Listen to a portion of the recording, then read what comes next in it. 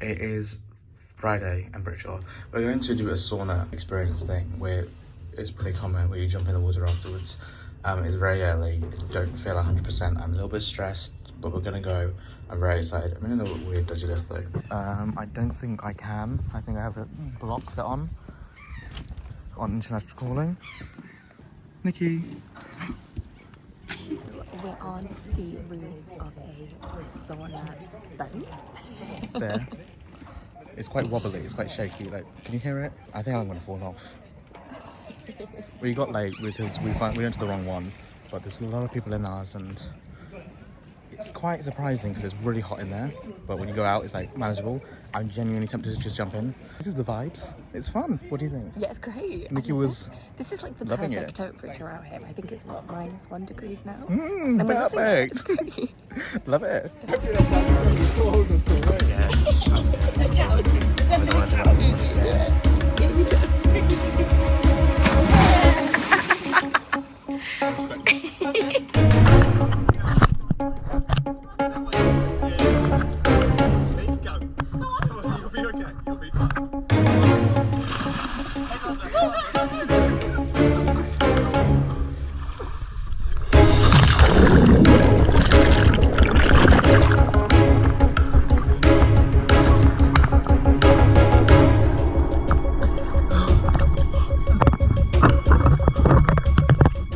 So we just finished, well I say we just finished the sauna. We finished the sauna at like 11 or like half 11. We came back, we showered, and now we're at this place called Kumi, which is here.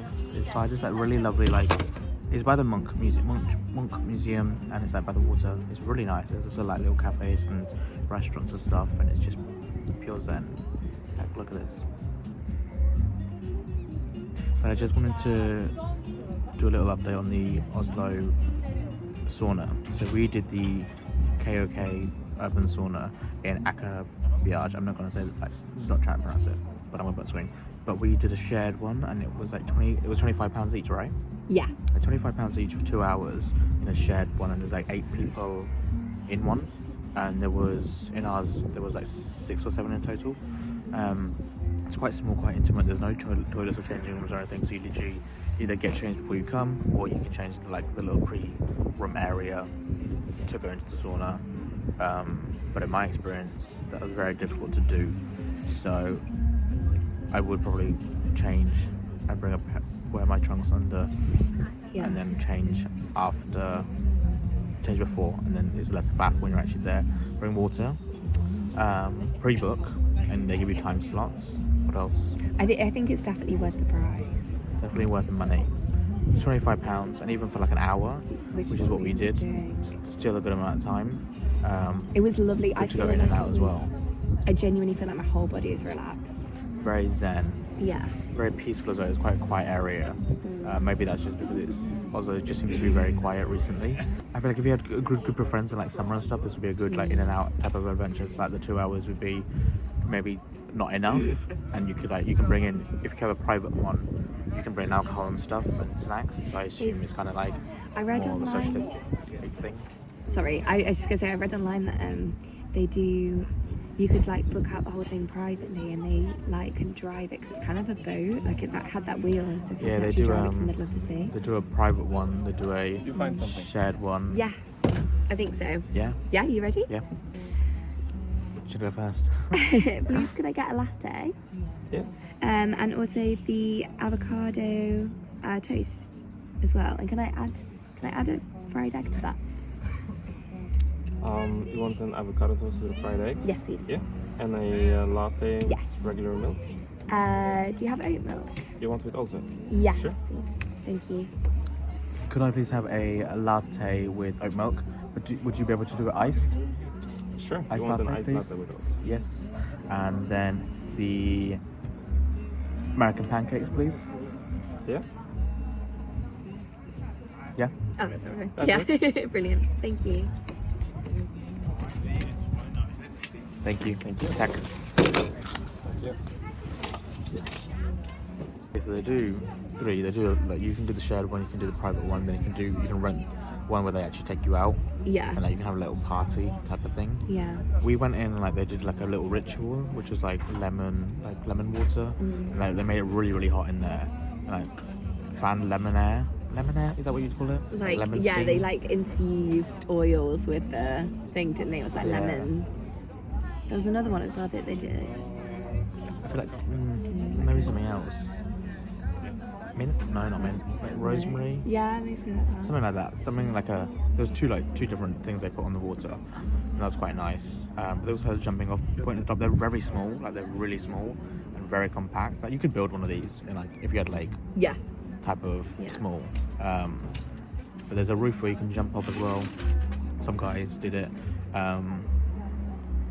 My worry was that I feel very self-conscious, and to begin with I did, and then all those kind of worries went away because everyone was just kind of like doing their own thing, and we kind of got chatting to other people as well, which is really nice. And then I was like, will someone jump in with me on my second turn? But I didn't now all because was I'm a good. chicken. The Norwegian guy in the sauna asked me whether I jumped in, and I was like, no, I'm literally a chicken. Right at the end. Yeah, and he was like, oh, that's a shame. He was like, next time. I was like, yeah, next time. It was very like, to be fair, when you're in the sauna and you come out, it's a lot nicer because I think your body's still like in between. Then when you jump in, the water is so cold. They said the temperature was like -5. No, it's 5 degrees. Like 5 degrees. But that's technically classed as ice bathing. Like an ice bath. So Because it feels colder than that.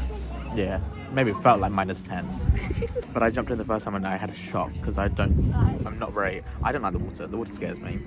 But my breathing kind of went all over the place. But the second time around, I kind of got the hang of it a little bit. Like a fun thing to do, regular thing to do. It's a fun thing to do with like friends and stuff. Maybe if there's a group of you. I would really recommend. I don't think you could come here and not do it actually. Yeah. It's not. I don't actually think it's anywhere on the like recommendations. I kind of just saw it on TikTok. I heard it from someone I know that's moved to the girl I know that's moved to Denmark. She said that they have it in Denmark as well, but I only heard about it through her. Yeah, it doesn't seem to be like, it's not recommended. Actually, I've seen someone on YouTube do it and someone on TikTok do it. That's the only two places, and then that's why I put it on the list. But this is what these videos are. They're like massive lists of things that I've collated in terms of TikTok, Instagram, YouTube, Twitter, Facebook recommendations, people who've done it before, and then we just do the best things that are recommended.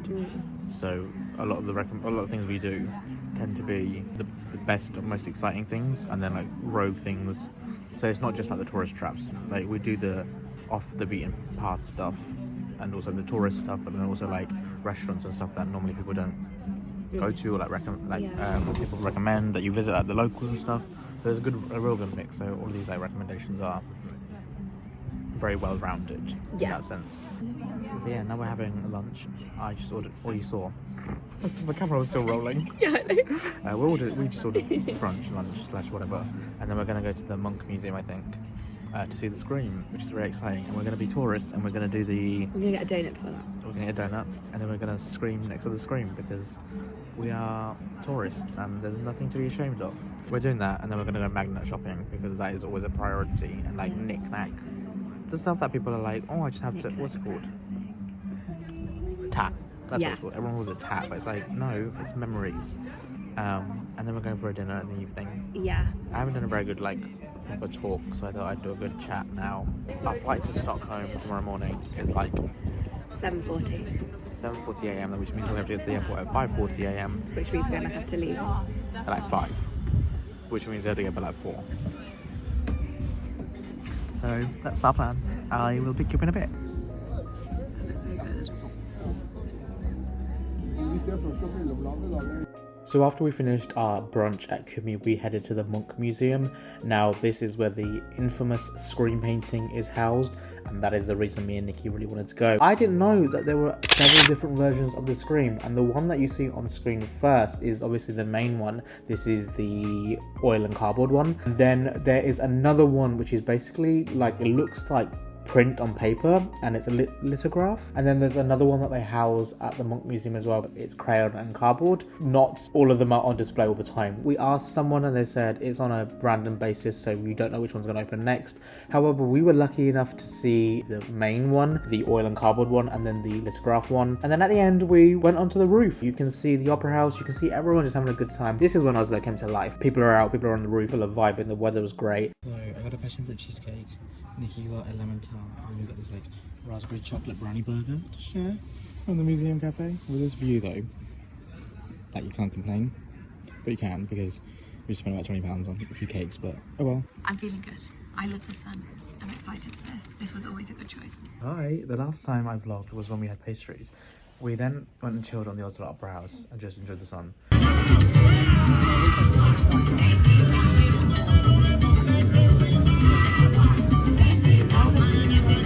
And there was this people like, you also saw that, people dancing, it was a vibe, it was so much fun. We came back, checked into for our flight tomorrow to Stockholm, bought some train tickets to get to the airport. Now we're going out for our final dinner at the same place we went to in Aarhus called Bazo. I'm going to set the footage here, but we are going to the same place in Oslo because we thought it was funny. So we're doing that now, and then we're going to night because we have to leave at 5 AM. This is my outfit. I'm wearing a turtleneck, black chinos, my Nike Air Force Ones, and now we're walking to the restaurant. So this is Nikki's outfit of the day. So I'm wearing these trousers. I don't know where they're from, but they're yellow. Black turtleneck with my jacket. Lovely. Very informative. So I didn't actually film anything the evening we went out to eat at Bazo in Oslo because this was actually a lot nicer than the Bazo in Aarhus, and this seemed like a little bit more high end, so we wanted to kind of fit in and just enjoy our time and really take everything in.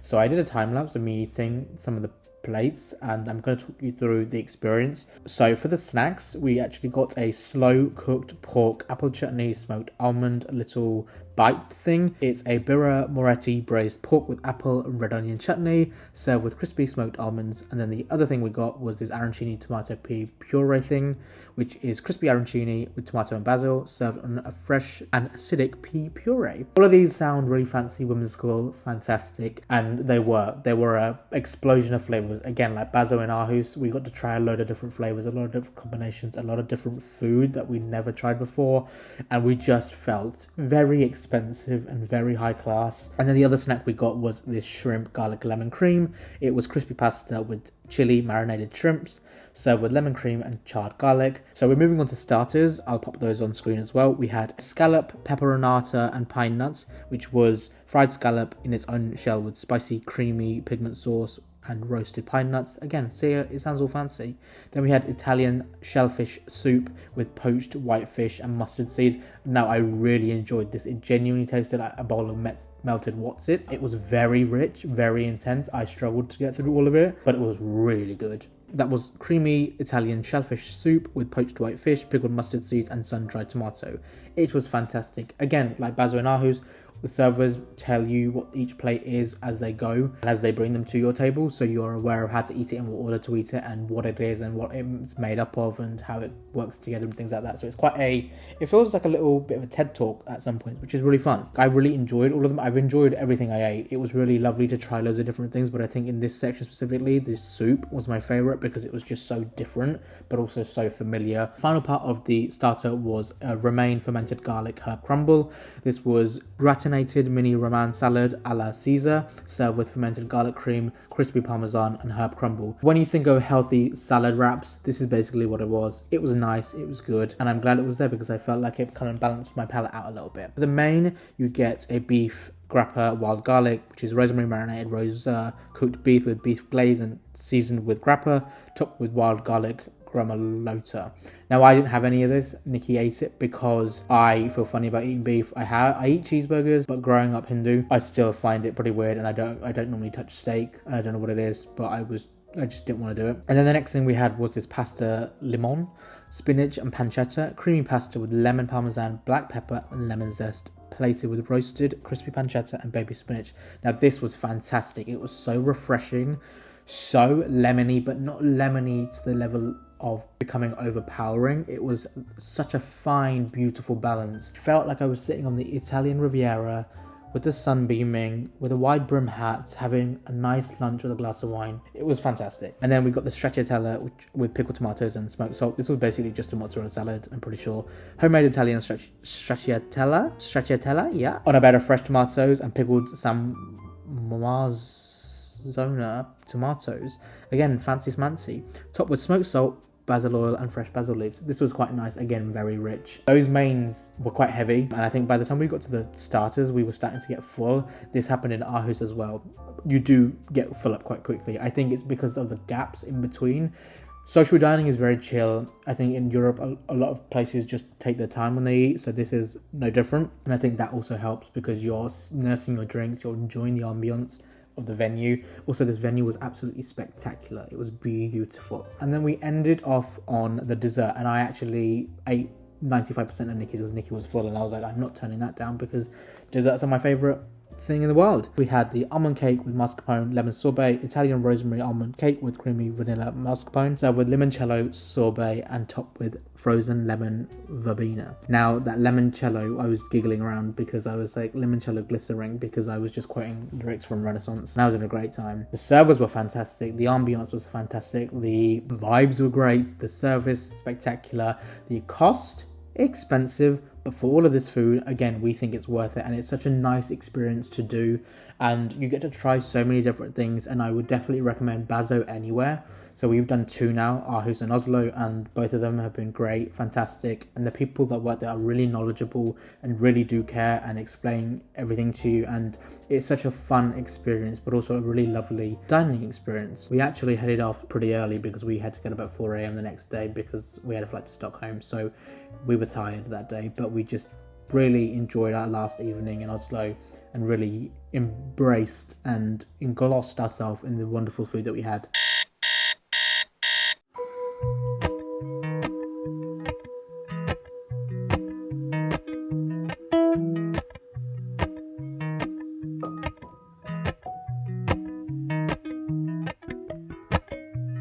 Appalachian sunrise meets my skin.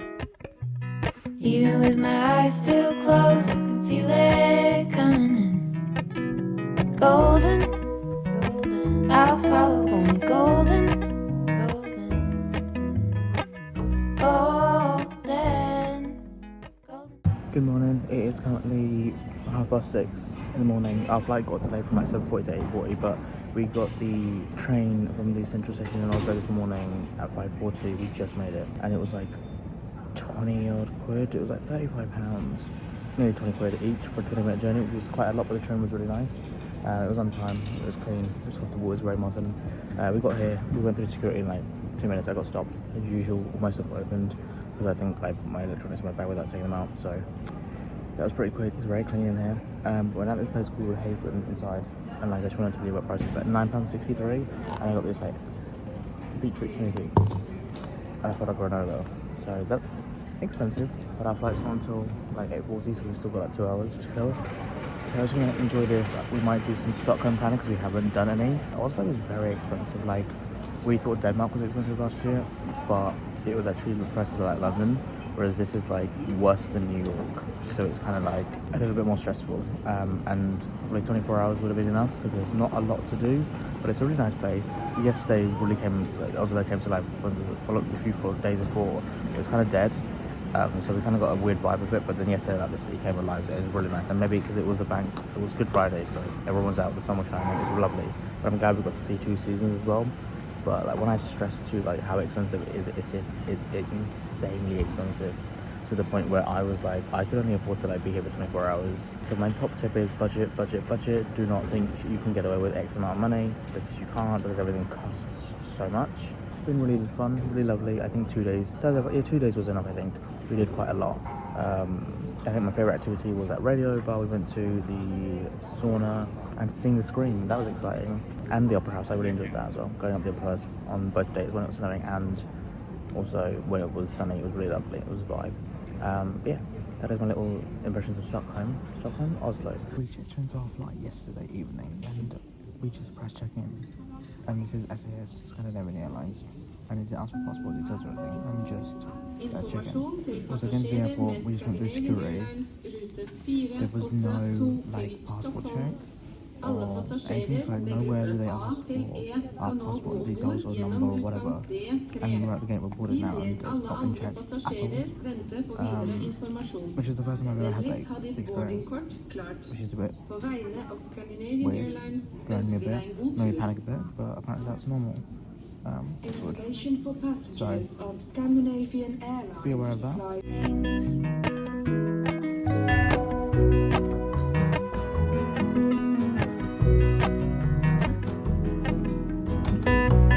Mountain laurel high fives for miles in spring. Rainbow trout and hummingbird wing. Golden, I'll follow only golden. Golden, golden things. Gold hair, gold rings, gold leaves, gold anything, golden. I'll follow only golden, golden, golden things.